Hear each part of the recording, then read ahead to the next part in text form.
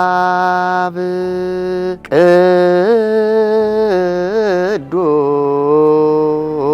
ቅዱስ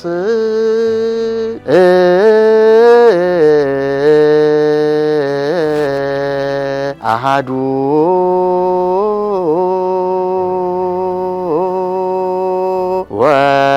ወልድ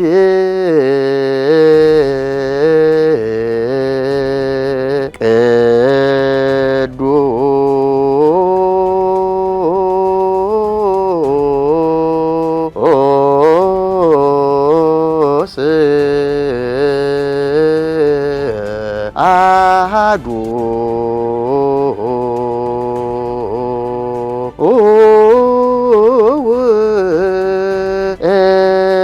ውእቱ መንፈስ ቅዱስ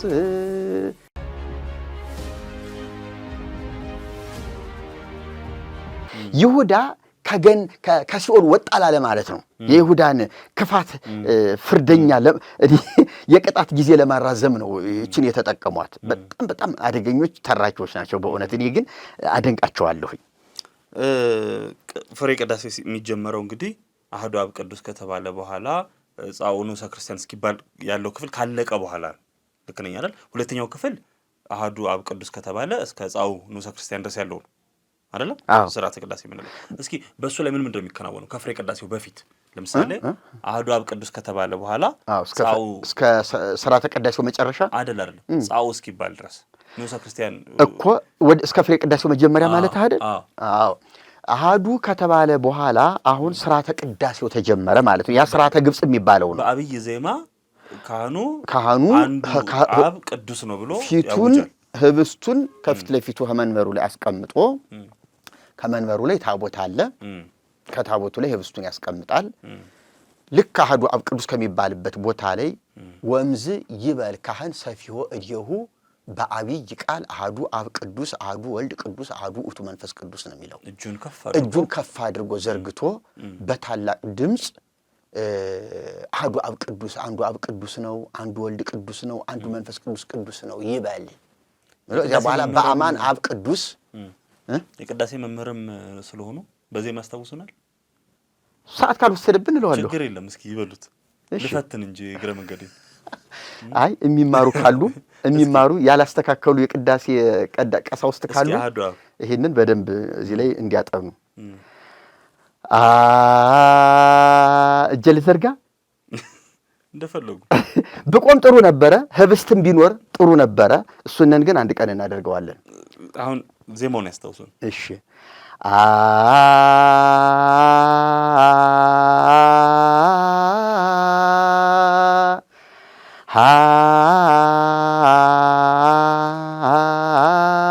አሐዱ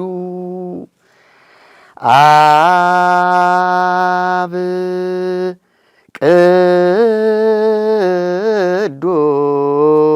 ቅዱስ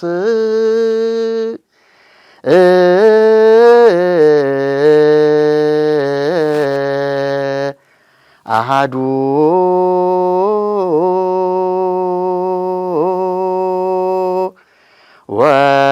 ወልድ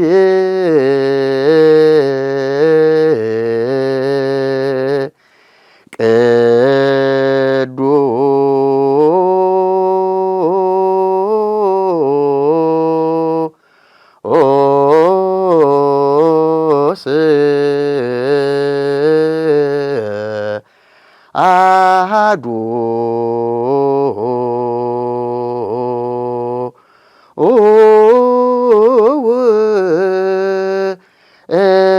ውእቱ መንፈስ ቅዱስ ይበል ህዝብ የሚል በአማና ባለ አንተ በአማን ይቀጥላል። እኔ ምንት መርጌታ የቅዳሴና የምጥ እንቅልፍ ደስ ይላል ይላሉ እናቶች። ቅዳሴ ላይ እንቅልፍ ይመጣል ብዙ ጊዜ አምጣውም እንዲሁ እንቅልፍ ሸለምሳቸው ሞከራው ታውቃለህ ይላሉ እናቶች ነው ያልኩት። አይ ሲባል ሰምተህ አቁም የምጡት አንድ ሰው እየጨጓራ ታሞ ማስታገሻ ሊወስድ ሐኪም ቤት ሄዳሉ እና ዶክተሩ ማስታገሻ ይሰጠው ብሎ ጽፎ ሂዷል። ለካ ለአንዲት ነፍሰ ጡር ደግሞ የምጥ መርፌ ይሰጣት ብሎ ነርሷን አዝዞ እሱ ወጣ ብሏል። ከዚያ ነርሷ ሳታውቅ በስተት የምጥ መርፌውን ለጨጓራ በሽተኛው ለወንዱ ሰጥተዋለች። ከዚያ ሰውየው ሲሉ አላሉ ሲሉ እና እንዲሁ ምናልባት ሞከር ሰምታ አያውቁም። ግን እርሶ እንደዚህ ቅዳሴ ላይ አይደለም ቅዳሴ ላይ እንቅልፍ በጣም ይመጣብናል። እውነት ለመናገር በጣም እንግዲህ እናንተ ምናልባት ካህናቱ ውስጥ በስራ ስለምትጠመዱ አታስተውሉት እንደው አላውቅም። ምእመኑ ግን የምር እንቅልፉ ይመጣል፣ ይደክም በቅዳሴው ጊዜ። አዎ ሸለብም ካደረገ ደግሞ ጣዕሟ ልዩ። አንዳንዶች አያስተኙም፣ ቅዳሴ ነው ተነስ እያሉ በመቋሚያ ጎሰም እያደረጉ ይረብሻሉ እንጂ አንዳንዱ ላጥ ይላል ዝም ብሎ ደስ በቃ የሆነች ምጣፍጥ ነገር አለች። በጣም በጣም በጣም ደስ ይለዋል፣ ይመቻል። ያው ቅዳሴ ላይ እኛ ያው እንቅስቃሴም ስላለ የእንቅልፍ ጊዜ የለውም። ህዝቡ ግን ቁሞ ሲያስቀድስ ቁጭ የሚባልበት ጊዜ ላይ ቁጭ ሲል በዚሁ እንቅልፍ ይዞት ይሄዳል። ቁሞ ሁሉ መቋሚያ ተደግፎ ሁሉ እንዲና እንዲህ ኃይልም ይገርማል ላጥ የሚላለ እንዲህ አንዳንዱ የሚላለ ላጥ ይላል ዝም ብሎ።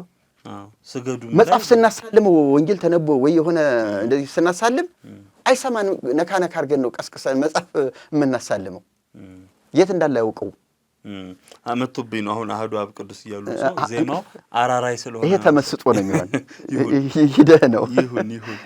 በነገራችን ላይ አይገርምህም? ይሄ ቅዳሴ አህዱ አብ ቅዱስ ግን ትልቅ ምስክርነት እኮ ነበረ። በጣም አንዱ አብ ቅዱስ ነው፣ አንዱ አብ ቅዱስ ነው፣ አንዱ ወልድ ቅዱስ ነው፣ አንዱ መንፈስ ቅዱስም ቅዱስ ነው።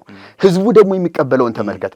በእውነት አብ ቅዱስ ነው፣ ወልድም ቅዱስ ነው፣ መንፈስ ቅዱስም ቅዱስ ነው ብለው ነው። እዚያ በኋላ ሰብሕዎ ለእግዚአብሔር ኩልክሙ አሕዛብ፣ ህዝቦች ሁላችሁ እግዚአብሔርን አመስግኑ እያሉ ደግሞ አሁን ቅብብሉ ይቀጥላል። ስብሐት ለአብ ወወልድ ወመንፈስ ቅዱስ፣ ምስጋና ለአብ ለወልድ ለመንፈስ ቅዱስ ሲል ህዝቡ ደግሞ ይህንኑ በመድገም ይቀበሉታል ቄሱን። ከዚያ በኋላ ነው ዲያቆኑ ተንሥኡ ለጸሎት የሚደርሰው። የመጀመሪያዋ ተንሥኡ ከዚህ በኋላ ናት። ከዚያ በኋላ ይሄ እያለ የሄደ ስለ ብዙ ነገሮች ደግሞ ይጸልያል። ዘው ቅዳሴ እንደተጀመረ ወንዙን እስከ ገደባቸው እስከፋቸው ሙሉ ፍታት ዘወልድና እንትን ነው በእንተ ቅድሳት ነው። ምናልባት ወደ ቅዳሴው ዝርዝር ስንገባ አንዳንዶቹን ልናያቸው እንችላለን ማለት ነው። እንደው የቅዳሴው ጤናማ ጎንና ደካማ ጎን ምንድን ነው በምንልበት ጊዜ አሉ ምልክት ያደረኩባቸው ምናቸው ይኖሩናል። ስለተጨነቀች ነፍስ ይጸልያል፣ ስለታሰሩ ሰዎች፣ ስለ ክረምቱ ውሃ፣ ስለ ዝናሙ ወንዞች በልካቸውና በገደባቸው እንዲሞሉ ስለ ወንዞች ውሃ እንማልዳለን። ነጋዴዎቹ በሰላም ወጥተው በሰላም እንዲመለሱ በሰላም እንዲያተርፉ ስለ ነጋዴዎች እንማልዳለን። ስለ ገበሬዎች እንማልዳለን። ስለ ነገስታት ህዝቡን በሰላም እንዲያስተዳድሩ እንማልዳለን። ሀገራችን በሰላም በደስታ በጤና ትኖር ዘንድ ስለ ሀገራችን ስለ ኢትዮጵያ እንማልዳለን። በጣም የሚገርም ጸሎት አለ። በጣም እናነበዋለን። አሜን እግዚኦ ተሳለን እያል ቤቱ ይቀርበልን እያለ ህዝቡ ደግሞ እንደ አዝማችም የሚለው አለው። እንደዚህ አይነት ነገር አለ። ይሄንን በነገራችን ላይ እኛ ከሳቴ ብርሃን የታድሶ አገልግሎት ልቅም አድርገን አውጥተን መባል ያለበትን እንዲባል መጣል ያለበት እንዲጣል እንደዚህ የተንዛዛም ሳይሆን ህዝቡ በናፍቆት ተቀባብሎ አጣጥሞ የሚያመልክበትን የዝማሬ ስርዓት ተጨምሮም ያለውም ተመርጦ የሚከናወንበት ሁኔታ እግዚአብሔር ረድቶን እናያለን። ከዚያ አሁን ቀኖች እየቀረቡም ነው። አይዞህ ቀኖች እየቀረቡ ነው። እዛ መጽሐፍት ንባብ ደግሞ ይጀመራል በአራቱም አቅጣጫ። ከዚያ በኋላ ዋናው ቄስ በኋላ ነው ወንጌል የሚያነበው። የሐዋርያት ሥራ ሁልጊዜ የሐዋርያት ሥራ ቅዳሴ ላይ አትቀርም። መቼም ረዳቱ ቄስ የሐዋርያትን ሥራ ነው የሚያነብ። የሐዋርያት ሥራ ምዕራፍ ይሄን ያህል ከቁጥር ይሄን ያህል እስከዚህ ድረስ ብሎ ያነባል። አይሰበክም። ምናልባት የስብከት ጊዜ ካለ ሰባኪው እነዚህን አስታውሶ ቅድም በካህናቱ ሲነበቡ የሰማችኋቸው ክፍሎች እንዲህ ናቸው ብሎ በጥቅሉ ሊያብራራላችሁ ይችላል። አንድ 30 ደቂቃ ነው ለሰባኪው የሚሰጠው፣ ብዙ ጊዜ አይደለም። 15 ደቂቃም ሊሆን ይችላል። እነዚህ እንደገና ዋናው ዲያቆን ደግሞ ይወጣል። ሁለተኛው የሚያነበው እሱ ነው። የጳውሎስ መልእክት ነው እሱ ደግሞ የሚያነበው፣ ሌላ መልእክት አያነብም። ዋናው ዲያቆን ከጳውሎስ መልእክት አይወጣም። ንፍቅ ካህኑ የሐዋርያት ሥራን ነው የሚያነበው። ከሐዋርያት ሥራ አይወጣም። አዎ ካልተሳሳትኩ ፊቱን ወደ ምዕመናን የሚያዞረው አይደለም። ልክ ነው። ወደ ምዕመናን ወደ ምዕመናን አዙሮ ምን ማለት ነው? ወደ ምዕራብ አዙሮ ማለት ነው። አዎ ዲያቆኑ ደግሞ ወደ ሰሜን ያዞራል። ዋናው ዲያቆን የጳውሎስ መልእክታት ናቸው፣ ወደ ሰሜን ዙሮ ይነበባሉ። ከሮሜ እስከ ዕብራውያን መልእክት ለምን መሰለህ? አራት የሚነበብ ክፍል ስላለ በአራቱ አቅጣጫ ወንጌል የተዳረሰች መሆኗን ለማሳየት ለማመልከት ምልክታዊው ጥሩ ነው። አልሄደችም እንጂ አልሄደችበትም። ከዚያ ሶስተኛው ደግሞ ከዚያ ንፍቁ ዲያቆን ይመጣና ከሐዋርያት መልእክታት ከጳውሎስ መልእክታት ውጪ ያሉት ራእይን አይጨምርም። ራእይ መልእክታት የሚባሉት አንድ ጊዜ ብቻ የራእይ መልእክት ራእይ የሚነበብበት ጊዜ አለ። አንድ ጊዜ ብቻ ወቅቱን አላስታውስም። ራእይ ምዕራፍ 12 አንዲት ሴት ተጎናጽፋ ምናምን የሚለው ላይ እሱ የምትነበብበት ቀን አለ። አንድ ቀን አንድ ጊዜ አለ። አንድ ቀን አለ። እኔም ረሳሁኝ። ግጻው ላይ ስላለ ማስታወስ ይቻላል። አዎ ይመስለኛል በስደቷ ወቅት ሊሆን ይችላል። ይሄ ክፍል ያ ከስደቷ ላይ አውሬው አሳደዳት ምናምን የሚለው እዚያ ላይ ሊሆን ይችላል ብዬ እጠራጠራለሁ። ፀሐይን ተጎናጽፋ ጨረቃን ከእግሯ በታች የሚለው እሱ ልጇን ይዛ ተሰደደች። እዚያ እንግዲህ ለማርያም ተደርጎ ነው የሚሰጠው እዚያ በኦርቶዶክስ ቤተክርስቲያንና አሁን እዚህ ላይ አንግባ። ከገባን ጉድህን ነው ማፈለው። እዚህ ላይ ሌላ ቀን ብንመጣበት ይሻላል። ጉዳይ ፈላም ግን ይነጋል አንብበሃል። በነገራችን ላይ ስለዚህ ጉዳይ በደንብ መልስ መስጠት ይችላል። ይነጋል መልስ ለይነጋል። ለእርሶ መጽሐፍ ሌላ ጊዜ እናድርገው። መርጌታ ሌላ ጊዜ እናድርገው። አንተ ደፋር ነህ። ይነጋልን እኮ ብዙዎች ሞክረውት ነበረ። ለምን መሰለህ? ሊቅ የጻፈው የተማረ ሰው የጻፈው ለልክ ፈልጌ እኮ አይደለም። እንደዛማ አይደለም። ሐቁን እውነታውን ፍርጥርጥ አድርጎ ያጋፈጠ መጽሐፍ ነው። መልስ ለመስጠት ደግሞ አቅማቸው የተነጠቀባቸው ሰዎች ናቸው። አሁን ጾሙ ይለቅና ቁጭ ብለን እናየዋለን። አሁን ጾም ሆኖብህ ነው። እሺ ቀጥል። እና ንፍቁ ዲያቆን ይወጣና ወደ ደቡብ ከጳውሎስ መልእክታት በስተቀር ማለት የነ ጴጥሮስ የነ ያዕቆብ የነ ዮሐንስ እነዚህ ያነባል። አዎ ከነዚህ አንዱን የተመደበለትን ክፍል ያነባል። ከዚያ ይህንን ጨርሰን ወደ ቀጣዩ ይሄ ዝውዕቱ የሚባል አለ። ሌሎች ዜማዎች አሉ። እነሱን አዚመን ጨርሰን እዚያ ወደ ጸሎተ ወንጌል አለ። ጸሎተ ወንጌሉ እንግዲህ የወንጌል የሚነበብበት ጊዜ እየደረስን ነው ማለት ነው። ከዚያ በኋላ ቄሱ የተዘጋጀ ወንጌል አለ። ከአራቱ ወንጌላት ነው። እሱ ደግሞ አይወጣም ከወንጌል ውጭ። ሁልጊዜም ከአራቱ ወንጌል ነው። ወንጌሉን የተዘጋጀለትን ወንጌል ይዞ ይወጣና እንደዚህ ብሎ ከመቅደስ ወንጌል ብሎ ይወጣል። ወንጌል ብሎ በዜማ ይወጣና ቃል ዘግዚኖ አምላክነ ወመዳን አይደለም እዚህ ላይ አይደለም የሚለው ምን ይላል? ምንድን ነበር የሚለው? ቄሱ ለንፍቁ ቄስ ይሰጠዋል። ንፍቁ ቄስ ደግሞ ከዋናው ቄስ ይቀበልና ዘአወፈየኒ አወፈይኩከ የሰጠኝን ሰጠሁህ ብሎ ለዲያቆኑ ይሰጠዋል። ዋናው ዲያቆን ይሄ ትልቅ መስቀል አለ። ይሄንን ለዋናው ቄስ ይሰጥና ዲያቆኑ ወንጌሉን ተቀብሎ ለቄሱ ይይዝለታል። ቄሱ ከዲያቆኑ መስቀሉን ተቀብሎ የተመደበውን የዕለት ምንባብ ያነባል። እንግዲህ ከዚህ ላይ ሰባኪ ካለ ወንጌሉ ከተነበበ በኋላ ለጥቂት ደቂቃ ስብከት ይሰበካል። ሰባኪ ካለለ ግን እንደተነበበ ብቻ ይቀራል። ለምን ነገር ልንገሩት። እዚህ ጋር ሶስቱ ምንባባት ሲነበቡ በሶስት አቅጣጫ አትሮንስ ላይ ተደርገው ይነበባሉ ብዙ ጊዜ። ወንጌል ግን በምንም ተአምር አትሮንስ ላይ ተደርጎ አይቀመጥም። ክብር ስላለው ዲያቆኑ ራሱ እንዲይዘው ነው የሚደረገው። እንደዛ ነው። ክብር አለው። ወንጌል ቤተክርስቲያን ክብሯን የምታሳየው በዚህ መንገድም ጭምር ነው። ይኸውልህ አሁን እኛ ይሄንን አካሄዷን እኮ እናበረታታለን። እውነት ለመናገር በእርግጥ አትሮንስ በገጠር በሌለበት ሁሉም ሊያዙ ይችላሉ። ከሌለ ካለ ግን ባትሮንስ ይነበባሉ። ዲያቆኑ አንድ አምስተኛ ዲያቆን አለ አይደለ? እሱ ቀደም ብሎ ወጥቶ እያመቻቸ ለሚመጡት ለአንባቢዎቹ እያመቻቸ ይሰጣቸዋል። እያነበቡ ይሄዳሉ። ባትሮንሱ ማለት ነው። ቄሱ ግን በዋናው ዲያቆን ተይዞለት ነው የሚያነበው። ዋናው ቤተክርስቲያን መልእክት ስለሆነ እና ዝቃል ዘግዚእነ ወአምላክነ ወመድኃኒነ ኢየሱስ ክርስቶስ ለክብረ መንግስቱ ይደሉ ስባሄ እምድር እስከ አርያም ብሎ ነው የሚጀምረው። ዝቃል ዘግዚእነ ወአምላክነ ይህ ቃል የጌታችን የመድኃኒታችን የኢየሱስ ክርስቶስ ቃል ነው። ለክብረ መንግስቱ ይደሉ ስባሄ እምድር እስከ አርያም ለመንግስቱ ክብር ከምድር እስከ አርያም ድረስ ምስጋና ይገባዋል ብሎ ነው ቄሱ ወንጌሉን የሚያነበው። ካነበበም በኋላ የማቴዎስ ከሆነ ይቀልል አይደል ነው እንዴ? ይቀልል ልፈተ ሰማይ ወምድር ምትደቃት ቃል ሞሪት ወመነቢያት ብሎ ይጨርሳል። አዎ ከኦሪትና ከነቢያት አንዲት ቃል ከምትወድቅ ሰማይና ምድር ቢያልፉ ይቀላል። የማርቆስ ከሆነ ደግሞ ጆሮ ያለው ዘቡ እዝነ ሰሚ ያለ ይስማ፣ ጆሮ ያለው መስማትን ይስማ ብሎ ይጨርሳል። የማርቆስ ደግሞ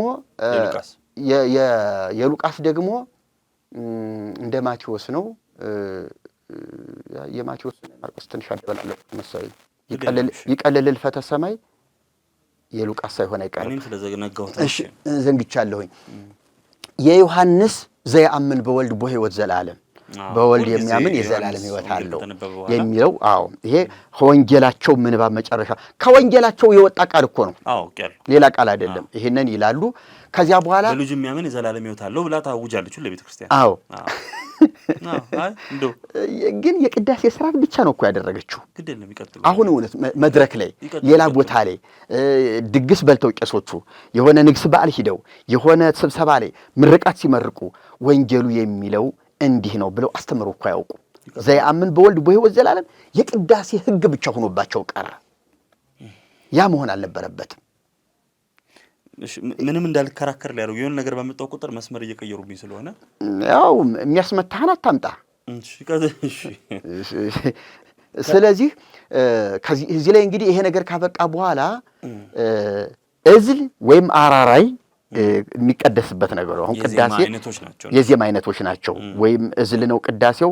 ንግስ በዓል ከሆነ ወይም የበዓል ፋሲካ ምናምን ከሆነ እዝል ነው የሚሆነው። ጾም ወቅት ከሆነ ደግሞ አራራይን ወይም ግዕዝ ነው የሚባለው። ስለዚህ እዚህ ላይ አራቱ ወንጌላት ሲነበቡ የየራሳቸው ዜማ አላቸው። ነአምናበ እሉ ኪሩቤል መኑ ይመስለከ ቀዳሚሁ ቃል የሚባሉ አሉ። በእያንዳንዱ ወንጌል መጨረሻ የሚባሉ ከዚህ ላይ እዝል ይጀምራል። እዝል ከሆነ ቅዳሴው እነዚህ ከተባሉ በኋላ ጻኡኖሰ ክርስቲያን ከዚያ ላይ ነው። አሁን ቤተክርስቲያኒቱ ምን ታደርጋለች መሰለ? በድሮ ስርዓት ነው የምትለው። በድሮ ስርዓት ጻኡኖስ የክርስቲያን ታናናሾች ውጡ ማለት ነው። እዚህ ላይ ማለት ነው። እሱ በደንብ ያውቃሉ። ይሄንን እርግጠኛ ነኝ። ወንጌል ተሰብከው አምነው ግን ያልተጠመቁ ወይም ደግሞ ገና እየተማሩ ያሉ ክርስቲያኖች፣ ጀማሪ ክርስቲያኖች ከዚህ በኋላ ያለውን ምስጢር መካፈል ስለማይችሉ ከቅዳሴ ስርዓቱ እንዲወጡ ይታወጃል። ዲያቆኑ ነው ደውል እየመታ ንዑሰ ክርስቲያን ጻው ውጡ የሚለው ማለት ነው። እሺ እንደዚህ ብሎ ሲታወጅ ገና ወደ ሙሉ ክርስትና ያልደረሱ ያልተጠመቁ ውጡ ይባላሉ። እነሱ እንዲወጡ ይደረጋል። ከዚያ ፍሬ ቅዳሴው ቀጠለ ማለት ነው። ዋናው ቅዳሴ እንግዲህ አሁን እንግዲህ ቅዳሴ 14 ቅዳሴ አሉ። ከዚህ እንግዲህ አንዱ ቅዳሴ ይመረጣል። ከ14ቱ ለበዓሉ ይስማማል የተባለው ቅዳሴ 33 የእመቤታችን በዓላት ቢሆኑ ፍልሰታ ቢሆን ለምሳሌ የማርያም ነክ ከሆነ ቅዳሴ ማርያም ሊሆን ይችላል። መድኃኔዓለም ከሆነ ደግሞ ዮሐንስ አፈወርቅ ሊሆን ይችላል። ቅዳሴ ጊዜ ትንሣኤ ከሆነ ደግሞ እንትና ዲዮስቆሮስ ሊሆን ይችላል። አሉ በዓላት ለምሳሌ ሚካኤል ሲሆን የያዕቆብ ዘስሩግ ሊሆን ይችላል። እና እነዚህ በጻድቃን የሚል ከሆነ እና አቡነ ተክለ ሃይማኖት እና አቡነ ገብረ መንፈስ ቅዱስ በበዓላቸው ቀን ጻድቃን የሚል አንድ ቅዳሴ ካለ ያ ቅዳሴ ይታዘዛል። ግጻው የሚባል አለ። ማውጫ መጽሐፍ አለ። በማውጫው መሰረት ይሄዳሉ። በተረፈ አንዳንድ የድጓ መምህራን ሊቃውንቱ ቅዳሴ ገሌ ቀድስ ብሎ ቄሱን ሊያዘዙት ይችላሉ። መሪጌታ አይደለ ይሄን ቀድስ ብሎ ሊያዘዙት ይችላሉ። ምስባኩም ከታዘዘ ውጪ ይሄን ስበክ ብለው ለዲያቆኑ ሊያዘዙት ይችላሉ። መሪጌታ ናቸው። እና በዚህ አይነት እኮ በሁሉም አብያተ ክርስቲያናት በአንድ ቀን አንድ አይነት ላይቀደስ ይችላል ማለት ነው። አዎ እንደዚህ የተለየ ትእዛዝ ካለ መርጌታው ለምሳሌ ሚካኤል ሚካኤል የሚል ከሁለት ከሶስት ቅዳሴ ላይ ካለ እድሜ ልኩን ያዕቆብ ዘስሩግ ላይ ይባል ይችላል። እስቲ ዛሬ ደግሞ ገሌን ቀድስ ሊል ይችላል መርጌታው። ለምን ሲባል እዚያ ቦታ ላይ ሚካኤል የሚል ስላለ አየኸው። አሁን ለምሳሌ በጌታ በዓል ቀን 9 በዓላት አሉ የጌታ ሁልጊዜ የጌታ ቅዳሴ እግዚእ ላይ ይቀደስ ይችላል። ሌሎች ቅዳሴዎች ስለ ጌታ የሚያነሱ በርካታ ቅዳሴዎች አሉ። ስለዚህ መርጌታው ምስባክ ለዲያቆኑ ምስባክ ሊመርጥለት ይችላል። ለዲያቆኑ ለቄሱ ቅዳሴ ሊመርጥለት ይችላል። እንዲሁም አንዳንዱ ተንኮለኛ መርጌታ ቄሱን ተጣልቶት ከሆነ ቄሱን ለመፈተንና ለማዋረድ የማይችለው በጣም አደገኛ ቅዳሴ አለ። ይሄ ዝም ብሎ ማንም ቄስ የማይለው ከበድ ያለ ንባቡ ሁሉ በጣም አስቸጋሪ ይሄን ቅድስ ይለዋል። የፈለገ ጠብ ይምጣ እንጂ ይሄንንማ አልቀድስም ብሎ ቄሱ ጠብ ልፍጠር ካለ መርጌታው ያለውን ትቶ እሱ የምትመቸውን ክንዴል ሊቀድስ ይችላል። እሱ ያለኝን እሺ የኔታ ብሎ ያን ቅዳሴ ከጀመረ ግን ለሱ ውርደት ነው የሚሆንበት። አንደኛ ንባቡ ይበላሽ እንዲህ በል እያለ ይሄ እዚህ ከቅኔ ማህሌት ቦታ ሆኖ ተጫወተበት እኮ ኧረ መቅሰፍት እንዳያመጣብን እያላውቆ ከህዝቡ መሃል ስሙን እያጠፋ ተጫወተበት እኮ። አቤት አቤት አቤት መቅሰፍት እንዳያመጣብን እንጂ ፈጣሪ ይቀርበልን እያላውቆ ለህዝብ እያሳጣ ይጫወትበታል። በነገራችን ላይ እንትናን እኮ እንደዛ ጉድ ሰርተውታል ነበር አይደል? ሕርያቆስን ቅዳሴ ማርያም የደረሰው ሊፈትኑት ሌላ ቅዳሴ አስቸጋሪ ቅዳሴ ሊሰጡት እየተነጋገሩ እያሉ ነው ድንገት ሳያስቡት ጎሳ ልቤ ብሎ የማርያም ቅዳሴ ድርሰት የጀመረ ብለው ነው የተረኩት። እንደዛም ነው የሆነው። መርጌታ እሱ ይቀበሉ አይቀበሉ ሌላ ጉዳይ ነው። ለማንኛውም እንደዛ አይነት የመምረጥ ነገር አለ። እኔም ራሴ አሁን ቅዳሴ ገሌ እንቀድስ ልል እችላለሁ። ጥሩ። ካህኑ እጁን ይታጠባል። ልክ እሱ ላይ ልክ ነው፣ እጁን ይታጠባል። በከመ አንጻሕኩ ደዌ እምርሳት አፈዌ ከማሁ ንጹሐንም ደመ ኩልክሙ ብሎ እዛ ጸሎት ሃይማኖት ከሚባልበት አካባቢ ላይ እጁን ይታጠባል። እሱ ቃል ብዙ ጊዜ አሁን በቤተ ክርስቲያን እየተሻሻለ ነው። ሳትነጹ ነጻነ ሳትበቁ በቃነ ብላችሁ ይሄን የጌታን ስጋና ደም ብትቀበሉ ስጋው ስጋ እሳተ መለኮት ደሙ የእሳት ባህር ሆኖ ያሰጥማችኋል፣ እኔ ደግሞ ከመተላለፋችሁ ንጹሕ ነኝ በድፍረት የቀረባችሁ እንደሆነ ብሎ ይሄው ጲላጦስ በአደባባይ እጁን ታጥቦ ንጹሕ እንዳደረገ እኔ ደግሞ ይሄው በእናንተ ፊት ከእናንተ ኃጢአት ንጹሕ ነኝ ብሎ የታጠበውን እጁን እንደዚህ ረጭቶ ወደ መቅደስ ተመልሶ ይገባል እና እግዚአብሔር አብ ዘላለም የሚለው ዜማ ይቀጥላል። አንደኛ ቆሮንቶስ ምዕራፍ 11 ላይ ራሱን ይመርምር ወይም ራሱን ይፈትን የሚለውን ቃል ምዕመናን እንድንፈጽም ካህኑ ማሳሰቡ ነው። ከዚያ ደግሞ ዲያቆኑ ቀጠል አድርጎ ይኸውልህ እዚያ ጋር እንኳን ባታያይዘው ያኛው በጤናማ ሰው በጤናማ ሐዋርያ የተነገረና የምክር ቃል ነው። ይሄኛው ግን አይደለ። ወደ ትንተናው ወደ ዝርዝሩ እንገባለን። ከገባን ሰየው እንጂ አመጣጡ ያቀረብከው ንጽጽር በጣም አደጋ ነው። ተምራችሁ አውቃችሁ ለስጋው ደግሞ ቀራቡ ሳትነጹ ነጻ እሱ ራሱ ካህኑ ሳትነጹ ነጻ ነህ ሲል እሱ ራሱ አሁን ለሚያወራው ስጋ መለኮት ነው ደመ መለኮት ነው ለሚለው ቄሱ ራሱ ብቁ ነው ወይ? አይ በቸርነቱ ነው የሚል አይደል? ስለዚህ እነሱን በቸርነቱ ለምንድን ነው የማይቆርቡት? እሱ ራሱ እኔ ብቁ ነኝ ማለት የማይችልበትን እነሱን ግን ወጆላችሁ አይነት ነገር ይሄ እኮ ማራቅ እኮ ነው። እሺ ከዚያ ዲያቆኑ ይህን የካህኑን ቃል የናቀ ያቃለለ ወይም በክፋት የቆመ ወይም በቤተ ክርስቲያን ውስጥ የተነጋገረ ወይም በቤተ ክርስቲያን ውስጥ የቆመ ቢኖር ጌታችን ኢየሱስ ክርስቶስ ምንድን ነበረ? በግዕዙ ቢሆን ይመረጣል። እመቦዛ አስተሐቀረ ዘንተ ቃለ ቀሲስ አውዘ ሰሐቀ አውዘ ቆመ በእከይ ውስተ ቤተ ክርስቲያን ወይ ግን እዚህ ላይ እኮ ባወጣው አነበው ነበር። ውስተ ቤተ ክርስቲያን ድንገተኛ ነው። ውስተ ቤተ ክርስቲያን በኢየሱስ ክርስቶስ ላይ እንደተነሳሳ ይወቅ ይረዳ ነው። በኢየሱስ ክርስቶስ ላይ እንደተነሳሳ ይወቅ ይረዳ ይልና ጌታችን ኢየሱስ ክርስቶስ እስኪመጣ ድረስ የተለየ የተረገመ ይሁን ብሎ ነው።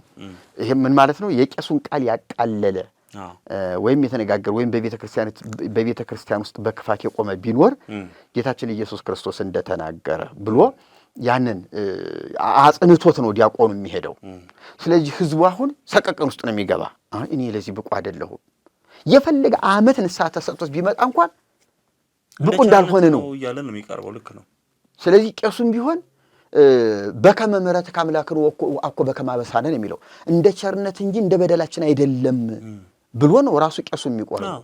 እኔ በድፍረት እንደቆረብኩ እንዳትቆጥርብኝ ብሎ ነው። እዚያ እኮ ውስጥ እኮ የሚጸልየው ብዙ ጸሎት አለ። ቄሱ እኮ ለቁርባኑ ከመቅረቡ በፊት ያችን ህብስት የራሱን ድርሻ አንስቶ ከመጉረሱ በፊት የሚጸልየው ብዙ ነገር አለው እኮ እባክህ እንደ ቸርነት ነው እንደ በደሌ አይሆንብኝ እያለ። ስለዚህ ህዝቡን ለምንድን ነው እንዲህ ከሆነ ቄሱ በዚህ መንገድ ከሆነ የሚቆርበው ህዝቡንም እንደ ቸርነቱ ነው እንጂ እንደ በደላችን አይደለም፣ እንደ ምሕረቱ ብዛት ነው፣ እንደ ጽድቃችን አይደለም። እንዲያውም እኮ ጌታችን ለኃጢአተኞች ነው ያለው እንጂ ለጻድቃንም አይደለም። ለኃጢአት ስርየት የሚሆን ስጋዬ ደሜ ነው እያለ ሲናገር የነበረው። ስለዚህ አሁንም ቢሆን እንኳን ቄሱ ይህንን ነገር ይሁን ካለ ለብዙዎቻችሁ ለኃጢአት ስርየት የሚሆን እንኳን ደስ ያላችሁ መድኃኒታችሁ ይሁንላችሁ ብሎ ነው እንደው ስርዓቱን እንኳን ይፈጽም ከተባለ ማለት ያለበት። ይሄም ቢሆን ግን እውነት ለመናገር አካሄዳለሁ እውነት ይሄ ቅዱስ ቁርባን እንዲህ ነው ወይ አካሄዱ አፈጻጸሙ እንዲህ ነው ወይ የሚለው በራሱ የተሐድሶ ትምህርት የሚያስፈልገው እንደሆነ ብቻም ልትረዳኝ ትችላለህ። ግን ይሁን ከተባለ እሱን ራሱን እንደዛ ስለ ራሱ እንደዛ እየተናገረ ህዝቡን ግን እንደዚህ ማሸማቀቅ ጥሩ አይደለም። ቅዳሴ በስንት ሰዓት ይገባል ብዬ አልጠየቁትም። የተለመዱ ናቸው መግቢያ ሰዓቶቹ። ጠዋት 12 ሰዓት አካባቢ የሚጀምርበት አለ። ሶስት አይነት የቅዳሴ መግቢያ ሰዓት አለ። ቀን 6 ሰዓት አለ። ሶስት አይነት በዓላት ሲሆን እሺ እስኪ ንገሩኝ። የሌሊቱም ስላለ ብዬ የሌሊቱ አለ። የሌሊቱ አሁን የፋሲካ ሲሆን የልደት ሲሆን የጥምቀት በእነዚህ 3 ቀናት በዓመት 3 ጊዜ እነዚህ እኩለ ሌሊት ነው። አክፍሎትም አለ 3 ከሌሊቱ እኩለ ሌሊት ነው ይቀደሳል። እና ቅዳሴ ደግሞ በነግ እንደ እሁድ ባለ ቀንና በባለ 50 ሲሆን በነግ ቁርባን ከ3 ሰዓት አያልፍም። ከ3 ሰዓት መብለጥ የቁርባን ሰዓት 12 ሰዓት ገብተው 2 ሰዓት ተኩልና 3 ሰዓት ማጠናቀቅ አለባቸው። ቅዳሜም ቢሆን አይደለ? አዎ በዓል ከሆነ የጧት ከሆነ ቅዳሴው ቅዳሜ ረፈድ ብሎ እሁድ ቀደም ብሎ የሚባል ነገር የለም። በዓል ከሆነ በዓል ተብሎ የማለዳ ቅዳሴ ከሆነ አንድ አይነት ነው ሰዓቱ። የውሎ ቅዳሴ ከሆነ ደግሞ የጾም ቀን ረቡዕም ይሁን ዓርብም ሰኞም ይሁን የጾማት አጽዋማት በዓላት ከሆነ ከ7 ሰዓት 7 ነው የሚጀምረው። 7 ነው። አንዳንድ ቦታ 6 ይጀመራል፣ አንዳንድ ቦታ 6 ተኩል። ይኸውልህ 7 ይጀመርና 9 ማጠናቀቂያ ነው። ከ9 ማለፍ የለበትም ማጠናቀቅ። ስለዚህ 9 ላይ ለመድረስ የሚቀድሱትን ቅዳሴ ማወቅ አለባቸው። ቅዳሴው ሊያራዝምባቸው ይችላል። ቅዳሴ ጊዜና ቅዳሴ ሐዋርያትን ቀድሰው 6 ሰዓት ገብተው 7 ሰዓት ነው የሚጨርሱ። 1 ሰዓት አይፈጅባቸው። አጭር ነው ቅዳሴው። ስለዚህ የቅዳሴው ሰዓት 9 ሰዓት ለማጠናቀቅ ነው መሆን ያለበት። ቆይ ማን የተቀመጠ ስርዓት አለ? 7 ሰዓት ተጀምሮ 9 ሰዓት ይለቅ የሚል ቤተክርስቲያን ቀኖና ነው ወይስ? በቀኖና ደረጃ 7 ሰዓት ይገባል፣ 9 ሰዓት ይፈጸማል። ምንድነው አሁን ይሄን የሚያደርጉት? አንደኛ ምንም እንኳን ቅዳሴዎች አጭር ቢሆኑም ዜማቸውን በስርዓት በአግባቡ በዜማ አራዝሞ እዚያ ሰዓት መድረስ ያስፈልጋል። ቅዳሴው ደግሞ ረጅም ከሆነ የግድ በዜማ የሚባለው ሁሉ በንባብን በማለት ማለፍ ይቻላል። ቄሱ እስኪጨርስ ዲያቆኑ መጠበቅ የለበትም። ገብቶሃል? ዲያቆኑ ናአኩቶ ለገባሪ ሰናያት ሲል ቄሱ ሲል እግዚአብሔር አምላክን እስከሚለው መጠበቅ አይኖርበትም። ናአኩቶ ለገባሪ ሰናያት ሲል ሲጀምር ቄሱ፣ ዲያቆኑ ግን ጸልዩ ማለት አለበት። የሱን ድርሻ ከ1 ደቂቃ በኋላ የሚደርሰውን ነገር ግን በሴኮንድ ልዩነት በላዩ። ስለዚህ ህዝቡ ደግሞ ከዲያቆኑ ተከትሎ ያለውን ወዲያው ደርቦ ይላል። ቄሱ ዝም ብሎ የራሱን ንባብ ይላል። አዎ ግን ህዝቡ እንደዛ ይላልም ለማለት እኔ እቸገራለሁ። መቼስ እኔም አንዱ ከህዝቡ ወገን ስለሆንኩኝ እንዴት አብዛኛው በግዕዝ ነው ቅዳሴው የሚሄደው። ምን እንደሚባል ምን እንደሚደረግ እውነት ለመናገር እኔ ብዙ ፈጅቶብኝ ነው ጥቂት እንኳን የተረዳሁት። ለምን በግዕዝ የሚቀደሰው ማለት ለምን? ለምሳሌ እኔ አሁን ይሄ እዚህ ላይ የልብ የምር ጥያቄ ስላለኝ ነው። በሚገባኝ ቋንቋ በምችለው ቋንቋ ቢሆን ደስ ይለኛል። እኔ ለምሳሌ አማርኛ ተናጋሪ ነኝ። ተጀምሮ እስኪያልቅ በአማርኛ ቢሆን እኔ ምሎት መሪጌታ ጸሎት በግዕዝ ሲሆንና በአማርኛ ሲሆን ተሰሚነቱ ልዩነት አለው። እሱን ወደ መልሱ መጣበታለሁ። ለምንድነው ህዝቡ እውነት ነው አይረዳውም። ህዝቡ አይረዳውም። የሚገርምህ ግን የማይረዳው ህዝብ ራሱ ግዕዝ ሲሆንለት ይወዳል። እኔ ግራ የሚገባኝ ይሄ ነው። ራሱ ህዝቡ የግዕዝ ሲሆንለት ይወዳል። አማርኛ ሲሆንበት የሆነ ነገር የቀለለበት ነገር አለ። ይቀልበታል። የከተማ ህዝብ ነው አሁን እንደው አማርኛ ሆኖለት በሚገባው ቋንቋ ሆኖለት ከቀዳሹ ጋር እየተደማመጠ ማለት የሚፈልገው እንጂ ራሱ የከተማው ህዝብ ወደ ኋላ ባሉት ዓመታት ቅዳሴ በአማርኛ ሲቀደስ 8ኛው ሺህ እንደደረሰ ስጋው ደግሞ እንደረከሰ ያህል የሚቆጠር ህዝብ ነበረ።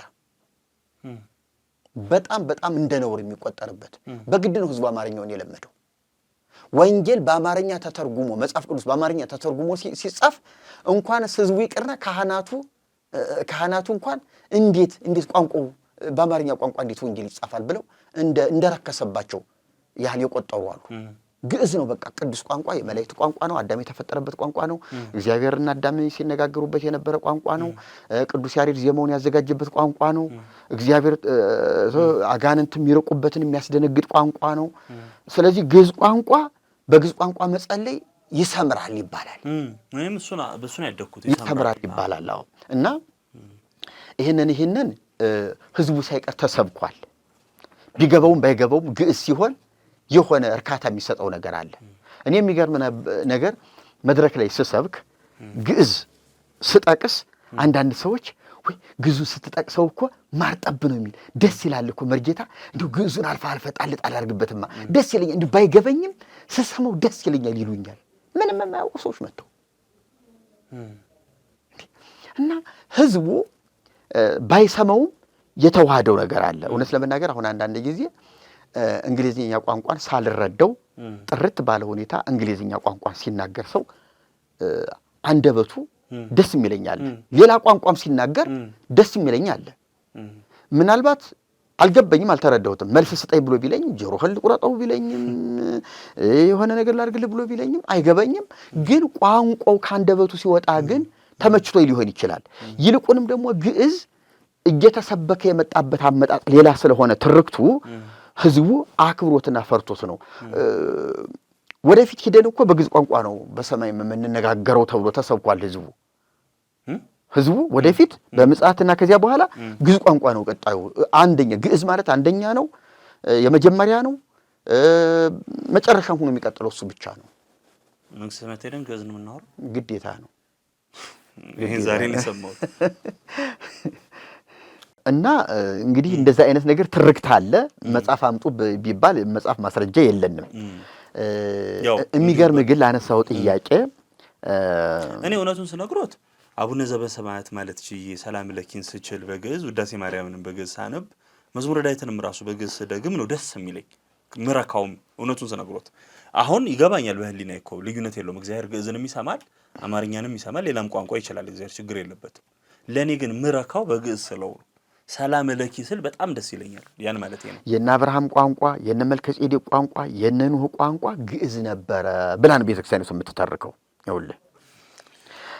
አሁን አለ ደግሞ እሱ እና አብርሃም ወደ ከላውዲዮን ሲሄድ ወዛ የከለዳውያን ወደ ኦር ሲሄድ የከለዳውያንን ቋንቋ ተማረ። ከዚያ በኋላ ወደ ግብጽ ሲሰደድ ደግሞ ከለዳውያን እየተባሉ መጠራት ጀመሩ። ከዚያ በኋላ ሱርስትና ይሄ ዕብራይስጥ ቋንቋ መጣ። ከዚያ በኋላ እስራኤላውያን የነበረውን ቋንቋ ጣሉት ተብሎ ግዕዝ ቋንቋ እንደረሱትና ወደ ሌላ ቋንቋ እንደተሻገሩ ነው የሚተረከው። አሁን ይሄ ምንጭ አልባ ነው። ግን ቤተክርስቲያኒቱ ከሁሉ በላይ ራሷን ለማስቀደም ብዙ ርቀት የሄደችበት ነገር አለ። እንደው ግን አሁን ባለንበት ላይ እንኳን በወቅቱ አጀንዳ ላይ እንነጋገር ብለን ብንል ቤተክርስቲያኒቱ የስብከት ዘዴዋ ሙቶባታል። ይኸውልህ የስብከት ዘዴዋ ተዳክሞባታል። ሁሉን ነገር በማህሌትና በቅዳሴ ነው፣ በስርዓት ነው ህዝቡን ይዘው የኖረች። በባሕታውያን አስደንጋጭ ስብከት ነው ህዝቡን ይዘው ያለች እንጂ ወንጌል በመስበክ ወይም ደግሞ ሐዋርያዊ ተልእኮን በመወጣት አይደለም። ለምንድን ነው ቤተክርስቲያኒቱ ትግርኛ፣ ኦሮምኛ፣ አማርኛ፣ ግዕዝ ቋንቋ ትምህርት ቤት የማይኖራት ለደቀ መዛሙርቶቿ? አይ ብሔራዊ ቋንቋ ብላ እንግሊዝኛ ቋንቋን ያፍ መፍቻ አድርገን እየተማር ነው አይደለ? ፈረንሳይኛንና ጀርመንኛን ለንግድ ስንል ለገበያ ስንል እየተማር ነው አይደለ? ለወንጌል አገልግሎት ለሐዋርያዊ ተልእኮ ስንል እኮ የኦሮሞ ህዝብ ስንት ነው ብዛቱ? አሁን እንዴ ረርቶን እግዚአብሔር አማርኛ ቋንቋ ተናገረ። ግን ካህናት ነበሩ ቀድመው የቋንቋ ባለቤት ሆኖ መገኘት የነበረባቸው። የገበያው ሁኔታ፣ የፖለቲካው ሁኔታ ግን ህዝቡን ወደ አንድ ቋንቋ መጣውና አብዛኛው ህዝብ ደቡብን ብትሄድ በአማርኛ ነው የምትግባባ። እኔ ወደ ደቡብ የቃለ ሕይወት ቤተክርስቲያን ትምህርት ቤት ኮሌጆች አሏት እና ስለ ኦርቶዶክስ ቤተክርስቲያን አስተምረን እየተባሉ ስጋበዝ ሲሄድ አንዳንድ ተማሪዎችን ስጠይቃቸው 5 ቋንቋ የሚችሉ አሉ። ታምር ሆኖብኝ እንዴት እንደቀነሁባቸው። ኦሮምኛ፣ ወላይትኛ፣ ከምባትኛ፣ ሀዲያ፣ ጉራጌኛ፣ አማርኛ ይህን ይችላሉ። አይምታታባችሁም አልኋቸው። አይምታታብንም አሉ። እንዴት እንደቀነሁባቸው። እኔ አስብ በነበርኩበት ጊዜ ትግርኛ ዝም ብሎ መግባቢያ ቋንቋ ሆኖ ያገለግላል በብዛት። ኤርትራውያንና ትግሬዎች ናቸው በብዛት ያሉት እና ከነሱ ጋር ስንነጋገርና ስንሰማ ቃል ጠገብ ሆነን ትግርኛ መነጋገር ችዬ ነበር። ከዚህ ስመጣ የፖለቲካው መጠልሸት ህዝቡና ፖለቲካው ትንሽ ተጋጭቶ ስላገኘሁት ኢትዮጵያ ስመጣ ትግርኛ መናገር ማለት መሸማቀቅ። አዲስ አበባ ስመጣ ትግርኛን መናገር ማለት እንደ መሸማቀቅ የሆነ በቃ አለ አይደለ የተጠላ ሰው አይነት ሆነብኝ እና ፈርቼ ተውሁት እንጂ ትግርኛ ቢያናገረኝ ጥሩ እቀጥል ነበር እስካሁን ድረስ። አሁን ጠፋኝ ትግርኛው። አሰብ ስንት ዓመት ነው ያገለገሉት? ከ3 ዓመት በላይ ቆይቻለሁ። በረሃ ነው። ሙቀቱ እንዴት ቻሉት? እዛ ነው ስርዓት የሌለው ቅዳሴ ስንቀድስ የነበር እዚያ ነው። ስርዓት የሌለው ማለት 3 ሆነን የቀደስንበት ጊዜ አለ። 5 ሆነን መቀደስ እያቃት ጠፍቶ አይደለም እየደከሙብን ካህናቱ በልብ ድካም በሙቀት ኃይል ቅዳሴ ከሰዓት ሲሆን ቅዳሴው ልብ ድካም ያለባቸው አይችሉም፣ ይደክማሉ። ስለዚህ ቅዳሴው አይታጎልም። እንደዛ ይቻላል? አዎ ይቻላል። ይሄ ቀኑና ቤተክርስቲያን ፍትሐ ነገሥትም እኮ ይሄንን እንደው ያጉልት አዝዟል። ያጉልት ፍትሐ ነገሥት ማለት ነው። ጥሩ ቃል አይደለም መርጌታ እሱ ፍትሐ ነገሥት ቀጥሎ ያሉት ቃል ግድ የለም። የተረገሙ ሰዎች የጻፉት መጽሐፍ ቢኖር ፍትሐ ነገሥት ነው። እሺ ቅዳሴ ተጀምሮ እስኪያልቅ አብዛኛው በዜማ ነው የሚሄደው? አዎ ዜማ አለው። በንባብ ማለት ይቻላል፣ የግድ ዜማ አይደለም። እውነት ለመናገር ለምንድን ነው ይሄን ያልኩት? አንዳንዱን ክፍል ስሰማው በዜማ ባይባልስ የምለው ብዙ ነገር ሰምቼ አውቃለሁ። ለምሳሌ ለቅዱስ ፓትርያርኩና ለሊቀ ጳጳሱ ሲጸለይ በዜማ ረጅም ሰዓት የሚፈጅ ሰምቼ አውቃለሁ። አዎ በተለይ ዲያቆኑ ዋናው ዲያቆን ጸልዩ በእንተ ርእሰ ሊቃነ ጳጳሳት አባ እገሌ ወብፁዕ ጳጳስና አባ እገሌ እያለ የጳጳሳቱን ስም እየጠራ 2 ደቂቃ ምናምን ትፈጃለች በዜማ። ጸልዩ በእንተ ርዕሰ ሊቃነ ጳጳሳት አባ ጳውሎስ ፓትርያርክ ርዕሰ ሊቃነ ጳጳሳት ዘኢትዮጵያ ቅዳሴ ላይ እንደዛ ወጨጌ ነው የሚቀረው እንጂ ፓትርያርክ ዘኢትዮጵያ ይባላል። አዎ ይባላል። እና አሁን ይሄን በንባብ ቢለው በቃ አሜን ብለን ብናልፍ ጥሩ ነበር ብዬ አሰብኩኝ። ይኸውልህ ዜማው ሁኔታዎች የማይመቹ ከሆነ የግድ በዜማ ተብሎ ውግዘትም ሕግም ቀኖናም የለም። ሁሉንም በንባብ ማለት ይቻላል። አሐዱ አብ ቅዱስም ቢሆንም ወንጌል ቢሆንም አሐዱ አብ ቅዱስ አሐዱ ወልድ ቅዱስ አሐዱ ውእቱ መንፈስ ቅዱስ ብሎ በአማን አብ ቅዱስ በነገራችን ላይ ምስካየ ኅዙናን መድኃኔዓለም ሁሉ በአማርኛ ነው። ግዕዝ የሚባልበት በጣም ትንሽ ናት። እንዳለ ህዝቡ እና ቄሱ በቅብብሎሽ በአማርኛ ነው የሚጨርሰው። ይሄንን በአማን አብ ቅዱስን ሁሉ በአማርኛ ነው። ህዝቦች እግዚአብሔርን አመስግኑ ወይስ የብጎ ሁሉም ህዝቦች ሁሉ እግዚአብሔርን ያመሰግናል። ቅብብሎሽ አለ ከዳዊት መዝሙር ላይ ዲያቆኑ ለጸሎት ተነሱ፣ አቤቱ ይቅር በለን፣ ሰላም ለሁላችሁ እንዳለ በአማርኛ ነው። በዜማ የሚባልበት ምስካየ ኅዙናን በተለይ ቆይቷል። አፄ ኃይለ ሥላሴም ሲያስቀድሱ ስለነበረ እዚያ ምናልባት እንግዲህ እሳቸውም ለህዝቡ አሰሙት እያሉ ሊሆን ይችላል። እንደዛ ይደረግ ነበረ። ቅዳሴ ላይ የሚታዩ ማይታዩ ነገሮች አሉ ማለት ህዝቡ በሙሉ ቢያየው ችግር የሌለው ቢያውቀው ችግር የሌለው ነገር አለ። ደግሞ በመቅደስ ማለት በውስጥ ብቻ በመጋረጃ ውስጥ ብቻ የሚደረግ አለ፣ በአፋና በውስጥ ተብሎ። ምንድነው? ለምንድነው ያ ሁለት ነገር የሚደረገው? ለምንድን ነው ማነሳሎት? እርግጥ ነው አንዳንድ ማቃቸው ነገሮች አሉ። ለምሳሌ የጌታችን ክቡር ስጋና ቅዱስ ደምን ማንም እንዲያው አይፈለግም። ጌታችን ራሱ በዕለተ ዓርብ በተሰቀለ ጊዜ የጌታን ራቆት ላለመግለጥ ፀሐይ ደም ለብሳለች፣ ጨረቃ ጠቁራለች፣ ከዋክብት ረግፈዋል የሚለውን ትምህርት ይዛ ቤተክርስቲያን ስጋና ደሙን በግልጽ አታሳይም ለምእመናን። አንዳንድ አብያተ ክርስቲያናት ላይ ከእርስዎም ጋር ከዚህ በፊት ስንጨዋወት አንስተዋቸው ያውቃሉ። አንዳንድ የቤተክርስቲያን አባቶች በግልጽ አድርገው ያውቃሉ። የግብጿን ቤተክርስቲያን ስጋው ደሙን የምታቀርበው በግልጽ ነው። ልክ ነኝ? ምንድን ነው እሱ ነገር? ልክ ነው። በኢትዮጵያ ኦርቶዶክስ ተዋሕዶ ቤተክርስቲያን ህዝቡ መጽሐፍ ቅዱሳዊ ዕውቀት ስለሌለው፣ ምስጢረ ክህነት ስለሌለው፣ ህብስቱን ሲያይ እንዳይደነግጥ፣ ወደ ጥርጣሬ ወደ ኑፋቄ እንዳይመጣ እና የካህናት ክህነትም እንዳይቀል፣ ለቁርባኑ የሚሰጠው ክብር ዝቅ እንዳይል ከሚል ስጋት የተነሳ የግድ መጋረጃ አስፈላጊ ሆኗል። እነ ብፁዕ ቅዱስ አቡነ ቴዎፍሎስ፣ እነ ሊቀ ስልጣናት ሀብተ ማርያም ወርቅነህ፣ ብፁዕ አቡነ መልከጼዴቅ፣ እነ ሊቀ ሊቃውንት መሐሪ ትርፌ፣ በኋላ አቡነ ጴጥሮስ የተባሉት ናቸው መሰለኝ። እነዚህ አባቶች ሊቀ ስልጣናት ሀብተ ማርያም ቅድስት ሥላሴ ካቴድራል፣ ብፁዕ ቅዱስ አቡነ ባስልዮስ ጎፋ ገብርኤል ካቴድራል እኔ የነበርሁበት፣ ሊቀ ሊቃውንት መሐሪ ትርፌ ባታ ቤተ መንግስት እዚያ ላይ በነበሩበት ጊዜ ባስልዮስ ነው ቴዎፍሎስ? ይቅርታ ቴዎፍሎስ። አዎ ባስልዮስ ላይ አልደረሱም እርሱ ብዬ ነው። ኧረ አቡነ ቴዎፍሎስም አልደረሱም። እውነት? አዎ አልደረሱም። መቼ እንደተገደሉ መቼም ተወልጄ ነው የተገደሉት። አዎ እሱ እንኳን ተወልጄ ነው የተገደሉት። ያው የነበሩበትን ቤተክርስቲያን ያሳነጹ እሳቸው ናቸው ብዬ እሳቸው ናቸው የሰሩት። አዎ እና እነሱ ሶስቱ ብቻ በድፍረት የኢየሩሳሌሟን እንድታስታውሰኝ የኢትዮጵያ ኦርቶዶክስ ተዋሕዶ ቤተክርስቲያን በኢየሩሳሌም እሱንን እናያለን። በኢትዮጵያ ግን እንዳልሁ ከዚያ ችግር የተነሳ ሁሉ ምስጢር ሆኖ ኑሯል። አሁን እነዚህ ትልልቅ አባቶች ግን በኢትዮጵያ ቤተክርስቲያን ትልቅ ኋላ ቀርነት እንደተከሰተ ስለተረዱ ህዝቡን እኩል እናሻግረው፣ ከኛ ጋራ እኩል እናራምደው፣ ለኛ የተገለጠ ለህዝብ የተሰወረ መሆን የለበትም። ጌታችን ኢየሱስ ክርስቶስ እንደሆነ እርቃኑን በጠላቶቹም በወዳጆቹም በአደባባይ ነው የተሰቀለው። እርሱ ከተራቆተው በላይ ራቆትነት የለም።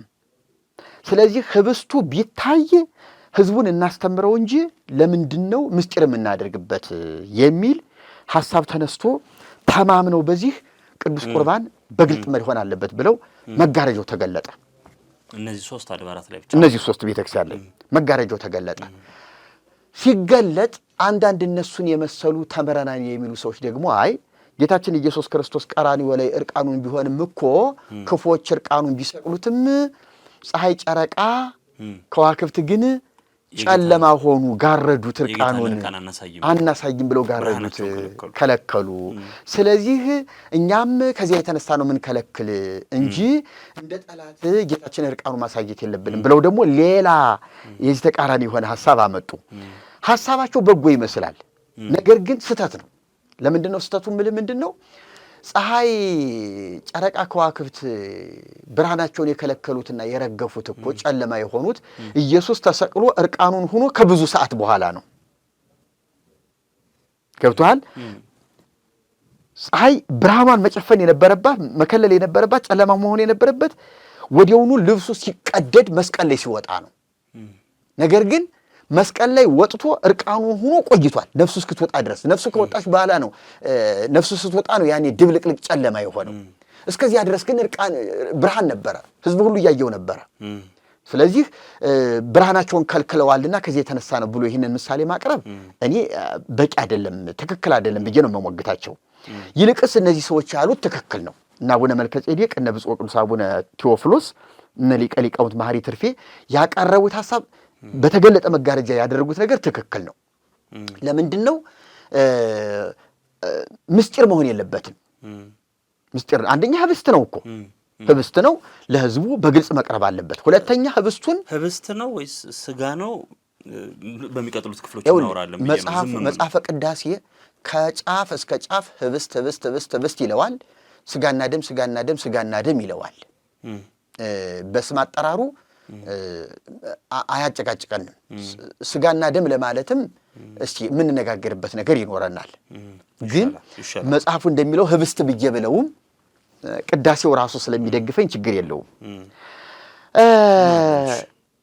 እነዚህ ሶስት ሰዎች በያሉበት ደብር ህብስቱን በእጃቸው ይዘው እንዲህ በቃ በቀጥታ ከመንበሩ ላይ ህብስቱን አንስተው ወንጌሉ ተነቦ ማለት ነው። ወንጌሉ ተነቦ ወንጌል ሊሰብኩ ሲወጡ እንዲህ ይዘው ነው የወጡት።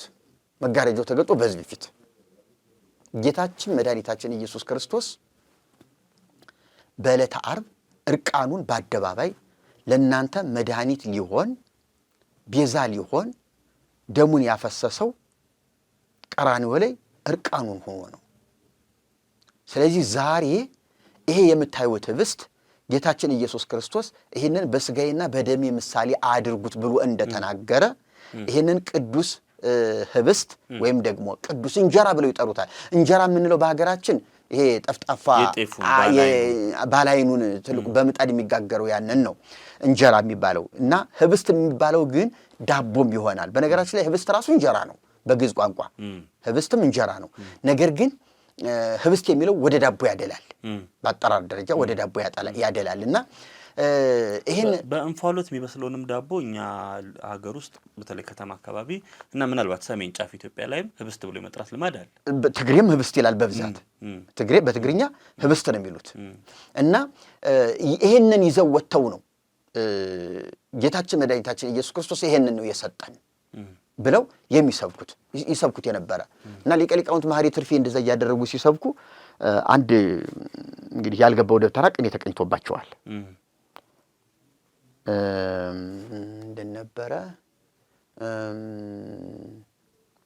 ታይካ ነገሥት ትዕማር መበለተኪ ንበሪ ህገኪ እስመ አማሰነ አምኖን መሐሪ አንስተነዋል።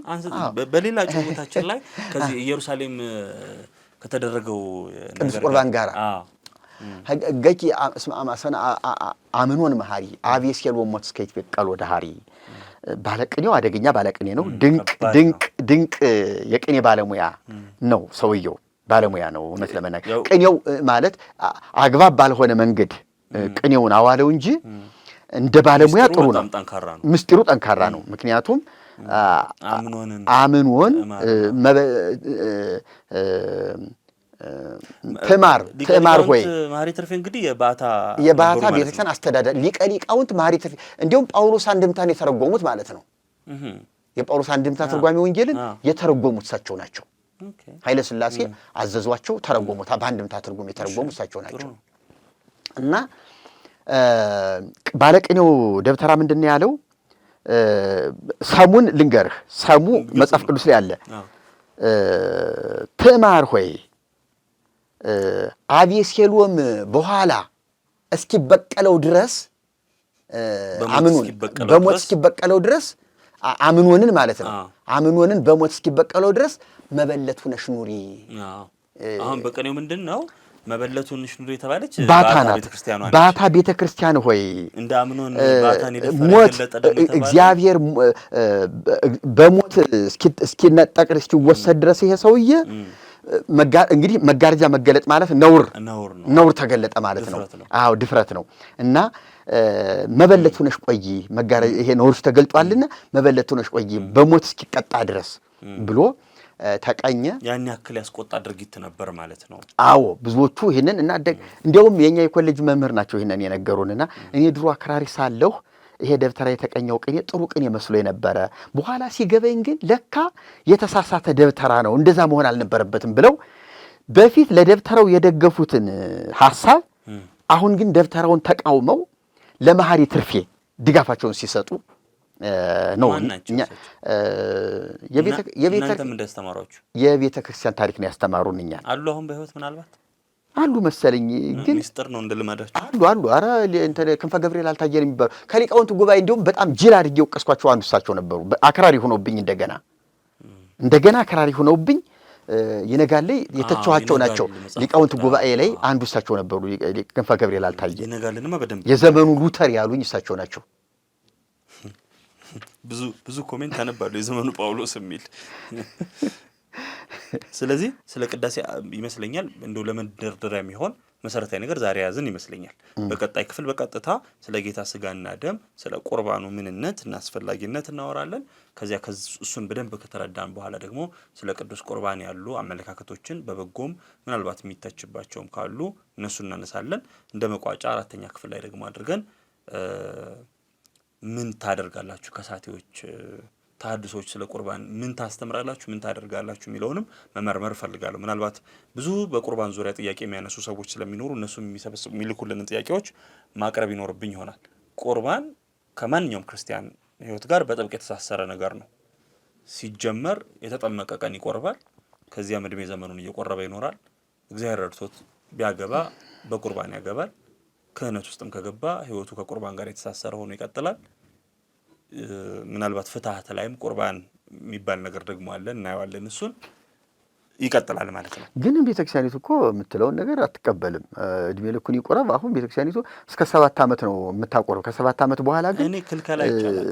በህግ ደረጃ መርጌታ በህግ ደረጃ በመጽሐፍ ላይ 19 ዓመት የሆነ ወጣት አይቁረብ የሚል አላነበብኩም። 19 ቆርበ ነው የኖርኩ። ይኸውልህ አንተ ምናልባት እንግዲህ አላውቅም፣ ለአንተ የተለየ ሁኔታ ካለ በድፍረትም እየቆረብህ ይሆናል እንጂ ቤተክርስቲያን ስታስተምር 7 ዓመት ከሞላው በኋላ ሴትም ሆነች ወንድ አንደኛ መጾም አለበት ብላ ታውጃለች። ከ7 ዓመት ጀምሮ ይጹም ትላለች። ሁለተኛ ነገር ደግሞ ከዚህ በኋላ ደግሞ ኃጢአትን ለይቶ ስለሚያውቅና ኃጢአትን ሊያደርግ ስለሚችል ቁርባን መቁረብ የለበትም ብላ ስንትና ስንት ዕድሜ አሻግራ የጋብቻ አይደል የምታቆርበው? ቁርባን የ10 ዓመት ልጆች የ12 ዓመት ልጆች ሲቆርቡ አይተው አያውቁም? እርሱ ያላገባ የ2 የ3 ዓመት ሲቆርቡ ከቅርብ ዓመታት ወዲህ በብዙ ድብድብ የወንጀል እንቅስቃሴ ያመጣው ተጽዕኖ ነው እንጂ እኔ በራሴ ዕድሜ እንኳን 7 ዓመት ከሞላው በኋላ ወንድም ሆነ ሴት እንዲቆርቡ አይፈቀድም። እሱን ጨምሮ ሌሎች ብዙ ነገሮች በቀጣይ ክፍሎች በደንብ እናያለን። ዛሬ ስለነበረን እንደ መግቢያ ስላየነው ስለ ቅዳሴና ተያይዞ ስላለው ነገር በእውነት ከልብ አመሰግናለሁ። እንግዲህ ስለ ጌታችን ስለ ኢየሱስ ክርስቶስ ስጋና ደም ምንነት፣ አስፈላጊነትና ስርዓቱ ሁሉ መጽሐፍ ቅዱስን እያገላበጥን መጽሐፍትን እያመራመርን የምናይበት ጊዜ ደግሞ ከፊት አለ። መልካም የጾም ጊዜ ይሁንልን ለሚሰሙ ሰዎች። መርጌታ በጣም አመሰግናለሁ ስለ ዛሬ ቆይታችን። እግዚአብሔር ይርዳቸው ለሚጾሙትም ሰዎች እንግዲህ ጾማቸውን በማስተዋልና ለራሳቸው የሚጾሙበት ጊዜ እንዲሆንላቸው እመኛለሁ። እንዲያው ኮፒ ጾም እንዳይሆንባቸውና ከንቱ ድካም እንዳይሆንባቸው አንተም ቢሆን ስትጾም በቃ በጎ ነገር ለመናገር በጣም ይቸገራሉ አይደል መርጌታ? ክፉ ነገር ለመናገር ነው የምቸገረው እንጂ በጎ ነገር እንኳን አልቸገርም። በጣም አመሰግናለሁ። ጥሩ ጊዜ እናሳልፋለን። እንግዲህ የለም እግዚአብሔር ይረዳናልና ይሄ ቅዳሴ ግን አሁን ህዝቡ እንደው እውነቴን ነው እንደው ከዚህ በኋላ ይኸውልህ አሁን እንደ መግቢያ ያለ ነገር ብናገር ይሻላል። አሁን ላይ እንደ መግቢያ ይሄንን የቅዳሴ ትምህርት አሁን ብዙዎቹ ሲሰሙት ምንድነው ይሄ ደግሞ ወንጌል አይደለም እንትን አይደለም ምናምን አይደለም ሊሉ ይችላሉ። ከኦርቶዶክሳውያን ይልቅ ወንጌላውያን እንዲሰሙት ግን አበረታታለሁ። እንደው ቅድሚያ የማስተላልፈው መልእክት ወደዚህ ትምህርት ከመግባታችን በፊት ይሄንን ነገር ወንጌላውያን ምንድነው ነገሩ፣ ኦርቶዶክስ ማናት፣ በቅዳሴዋ ምን አይነት አመለካከት ያላት ብለው ሳይሰለቹ እንደው አለ አይደል የወንጌል መልእክት ያለው ይሆናል ብዙዎቹ የሚፈልጉት። ግን አሁን ግን ቤተክርስቲያኒቱን እንወቅ አውቀንም ደግሞ እንሞግታት ከሆነ ይህንን ወንጌላውያን እንደው በጥንቃቄ እያዩ እስቲ ለሌሎችም ሼር እናድርግ በማለት ቢከታተሉት በጣም ደስ ይለኛልና ይሄን እንዲያደርጉ እጋብዛለሁ።